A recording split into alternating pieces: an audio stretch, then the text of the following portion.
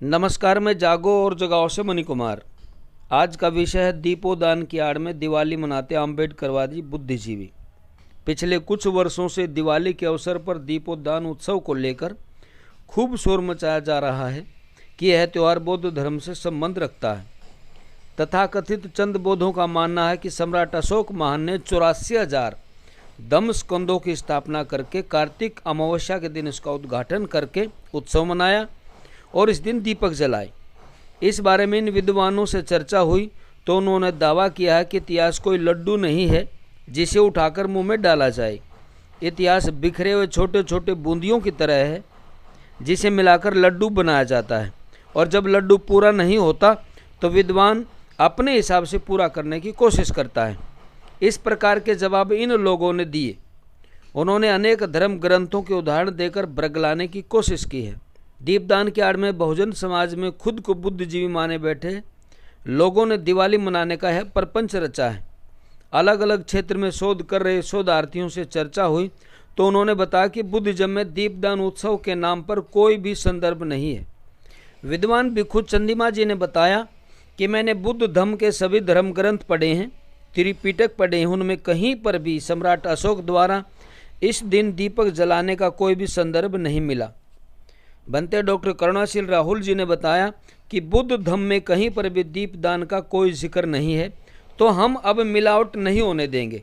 बौद्धों में पूर्णिमा का प्रचलन है, न कि अमावस्या का। ये चंद लोग योजना बनाकर मिलावट करके इतिहास का झूठा लड्डू खाने के पीछे पड़े हैं।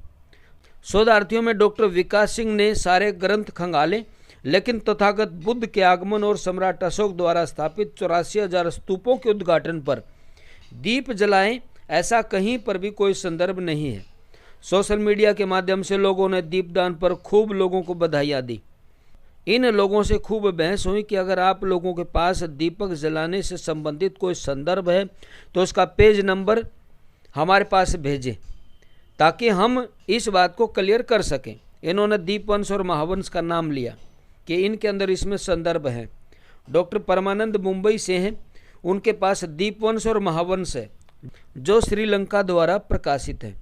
उन्होंने बताया कि किसी भी ग्रंथ में दीपदान के बारे में कोई जानकारी नहीं है, फिर भी यह विद्वान कुतर्क के माध्यम से अपनी झूठी बातों को स्थापित करने पर जुटे हुए हैं और अपनी पुस्तकों में ये संदर्भ कहीं कहीं से निकाल करके लाए और उसमें डाल रहे हैं। महायानी ट्रेडिशन में भी दीपदान के बारे में कोई संदर्भ नहीं मिला। अगर दीपदान का बौद्धों से संबंध होता तो बाबा साहब डॉक्टर अंबेडकर इस बारे में जरूर प्रचार करते, लेकिन बाबा साहब ने इस बारे में कोई भी चर्चा नहीं की। विद्वानों की इस मानसिकता के कारण लोगों ने गोवर्धन की पूजा की आड़ में बाबा साहब की गोबर की प्रतिकृति बनाई और उसकी पूजा की। दीपदान की आड़ में लोगों ने बाबा साहब डॉक्टर अंबेडकर की प्रतिमा लगाई। मिठाई, पैसे, आभूषण, दीपक, सिंदूर से तिलक लगाकर वही पुराना ढकोसला करने की कोशिश की है। दिवाली की पूजा में केवल एक प्रतिमा बदली हुई नजर आई, बाकी सारा का सारा ढर्रा वैसा का वैसा दिखाई दिया। एक तरफ बुद्धिज्म से जुड़े लोग दीपक जला रहे हैं, दूसरी तरफ हिंदू धर्म से जुड़े लोग दीपक जला रहे हैं, तो इन दोनों में आप अंतर कैसे स्पष्ट कर पाएंगे। इन विद्वानों के अनुसार इस दिन दीपक जलाए गए थे, तो इसका नाम दीपदान उत्सव क्यों रखा, अर्थात दीपदानोत्सव न रखकर इसका नाम दीप जलान उत्सव होना चाहिए था। क्या ईद के अवसर पर कोई हिंदू व्हाइट टोपी पहनने की जिद करता है? हमारा देश भिन्न भिन्न सभ्यता और संस्कृतियों का देश है। सभी लोग अपने तीज त्यौहार अपने अपने हिसाब से मनाते हैं और एक दूसरे के काम में या एक दूसरे के त्यौहार में दखलंदाजी नहीं करते। तो क्या बौद्धों को किसी के त्योहारों में दखलंदाजी करनी चाहिए? धन्यवादी हैं डॉक्टर बाबा साहब अम्बेडकर के, जो बुद्ध धर्म स्वीकार करके बौद्धों को नई परिपाटी दे गए हैं, वरना ईद के अवसर पर ये विद्वान भी बकरे काट रहे होते और इतिहास का झूठा लड्डू खाने की दुहाई दे रहे होते। तथाकथित बुद्धिजीवियों ने बाबा साहब डॉक्टर अंबेडकर के 3 मूल सिद्धांत हैं, एजुकेट, एजिटेट, ऑर्गेनाइज, को उल्टा करके साथ साथ इनके अर्थ भी बदल दिए हैं। बाबा साहब कहते हैं, we have no funds to maintain a machinery to render help our people and to educate, agitate and organise them, अर्थात व्यवस्था को खड़ा करने के लिए हमारे पास निश्चित धनराशि नहीं है जिससे हमारे लोगों की सहायता की जा सके, उनको शिक्षित किया जा सके, आंदोलित किया जा सके और उनको संगठित किया जा सके। बाबा साहब कहते हैं कि शिक्षित करो, आंदोलित करो, संगठित करो। बाबा साहब ने कहीं भी अपनी पुस्तकों में ओम मणि पद्मे होए न तो लिखा और ना ही शब्द को बोलने की कहीं दुहाई दी।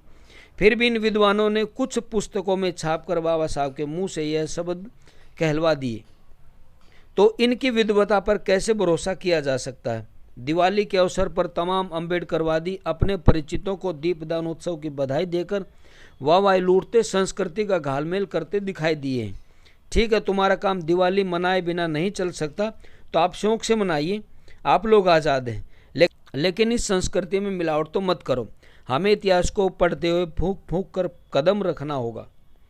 अगर ये मिलावटखोर विद्वान जो क्रांति के प्रति क्रांति की दुहाई देते हुए संस्कृति में मिलावट करके अपनी दुकानदारी चलाना चाहते हैं, तो कम से कम बुद्धिज्म को तो बख्श दो।